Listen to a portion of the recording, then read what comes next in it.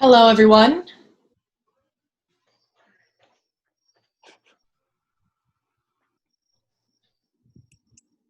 We are here to discuss what is to be done about Dragon Slayer 420. Thank you for joining. Hive users, your pods are no longer private. Do not interact with any unknown users. Do not say anything against Colony if you value your freedom. If you can, delete your... Now, a message from Colony. Remember, Hive users, this is a Colony-protected, Colony-monitored community. Remember that Colony is there for you and there with you. We are here to support you, so please comply with any and all orders from any Colony agent that you may encounter on Hive. Non-compliance will be noted on your permanent record, and you will be placed on a watch list. A Colony agent will be assigned to monitor all of your pods. Do not attempt non-compliance. Stay loyal to Colony and your country.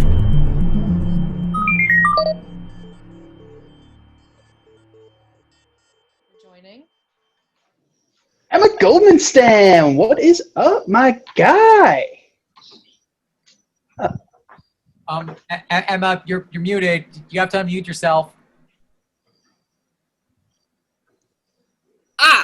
There we go. Sorry about that, guys. I thought my mic was on, but clearly I was wrong. You would think someone who prides themselves on their computer capabilities would know if they were muted or not. Look, if you need somebody to hack into the Library of Congress to find an original scan of the Declaration of Independence, I'm your gal, but self-awareness, not my strongest suit. Clearly. Are we ready to begin? We must decide what we are going to do with Dragon Slayer 420, and we're running out of time. Feels pretty clear-cut to me. She was compromised when she went on that Colony server. Isn't there anything to the fact that from her home computer she was able to make a complex enough code to get into SecurePod in the first place? Every virus you sent her way she was able to overcome. Yeah, but it isn't like viruses were top tier. I mean, come on, you had to go like a little easy on her, right? Are you implying my team didn't do an intensive enough test? Because I would be very careful how I choose my next words there, Troy. Do you know how long it took me to write those pop-ups? And then Emma had to go and run all the ads, and all you have to do is... Infighting gets us nowhere. Troy, what was your experience with her? She's a bit of a hothead, stubborn, Hot me kettle. and those can be positive things, unless she feels like we are the enemy, in which case she could use her skills against us and blab our secrets to the world out of spite. But why would she do that? She did it in one of the first reports we got about her. Her friends were all talking shit, and she went on their pod and aired all their dirty laundry, remember? We haven't been exactly forthright with her this whole time, so it wouldn't be unheard of if she felt manipulated. I feel like we're just creating an opportunity to have her stand up for what she believes or test her coding skills. We weren't trying to get a particular reaction out of her, but more so just watching what she would do. I told you all to be careful when approaching new possible recruits for this reason. Colony is trying to find us so they can get rid of us and have free control of the Hive. If we don't start finding others we can trust, we might not survive the next attack. But we have to be smart about how we do that. Hey, look, I've been on the other side of this. I get it. But how long are we expected to work in secret? We're just building distrust and conspiracy theories from total squares who think reading one article title is research. And on top of that, Colony is able to work in broad daylight without anyone caring. Really? No one is caring. What exactly do you think this is? You know what he meant, Megan. Don't sit here and pretend that you aren't as frustrated as the rest of us. We aren't the only platform that Colony is trying to take over, but we are the only one of the few fighting back. And on top of that, we have to run the risk of being villainized because of that. The public's view of us is what is going to get us to succeed. The Colony leaders are smart. They aren't going big. They are making small, calculated moves so that no one sees the bigger picture unless they're looking for it. But if Dragon Slayer's recent Colony interaction has shown us anything, it's that they are making bigger plays. And we might not be able to stop them, alone anymore at least. The question then becomes, what are we risking bringing in Dragon Slayer 420? Well, I actually made a slideshow discussing the pros and cons if we just want to screen share real quick. Slideshow, Emma, why? It helps me to have a visual. As we gathered from her profile information, Dragon Slayer 420 has been on the platform since the first year of it being public. It seems like after high school, her usage dropped off a bit, which isn't too abnormal given the demographic and the stress of college.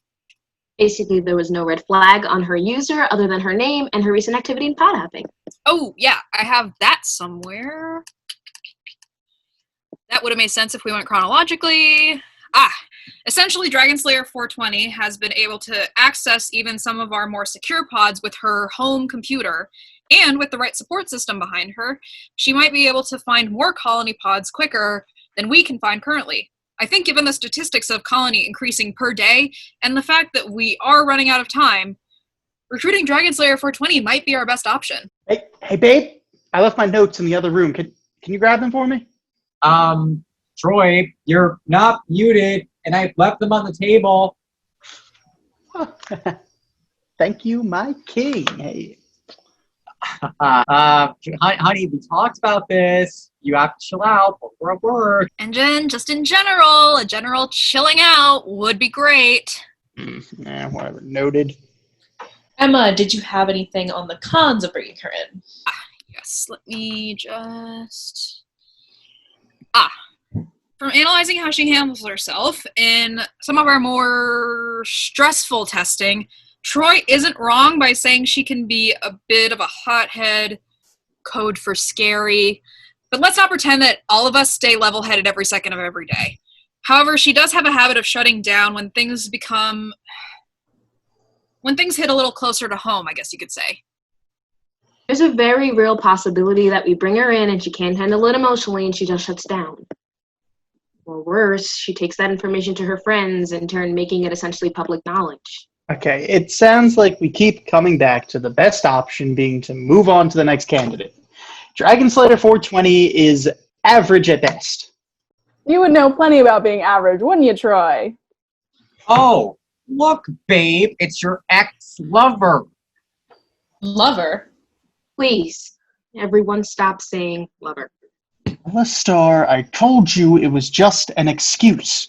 And that May was objectively attractive. Well, Remember I that general am. chilling out we just talked about? May, you missed my slideshow. Why were you so late? I'm sorry, I was on another pod with someone. With Dragon Slayer 420? Have you all already decided? I want to hear what you think first, given that you two have spent the most time together and that you were her first point of contact with us. I think that Dragon Slayer 420 is a skilled programmer and she knows the platform maybe better than I do. We know she's a strong candidate in terms of skill, but in her ideals, she did use a colony code when we flooded her with ads. She didn't even second guess it. She was looking for help. If we provide her with the right resources, she wouldn't go to colony. It was a last-ditch effort. Besides, after that colony trial, any trust she had in them is gone. So we don't have to worry about that anymore. Well, yeah, a colony invasion is never a fun event, but she didn't exactly listen when you guys told her to just log off. She really is as stubborn as you guys say. That could lead to her not listening to our advice later on. One time where we might not be able to get her as pod as quickly as colony. Not to mention that the colony trial scared her into silence when she was talking to us. She probably wouldn't have to think about that anymore.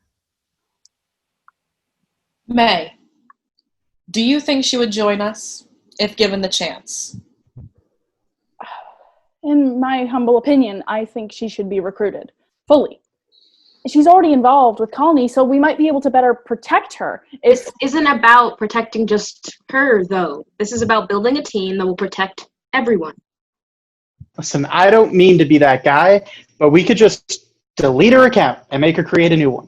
Say she went against community guidelines or something. That'll protect her more than having her join us in Dragon. Well, at that point, May should just suggest that to her. We shouldn't force her to make a new account. If we don't, she might just try to, I don't know, take out Colony herself.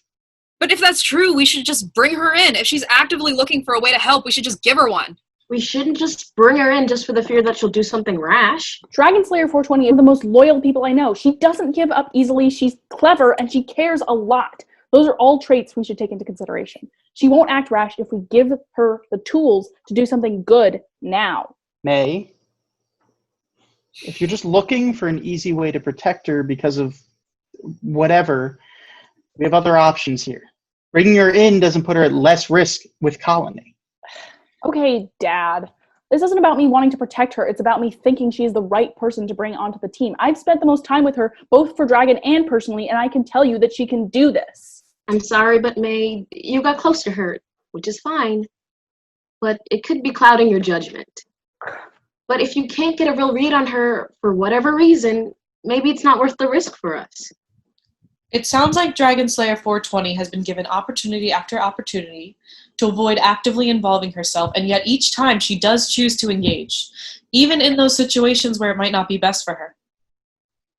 Could be just because she's bored. I mean, I learned tap dancing to pass the time.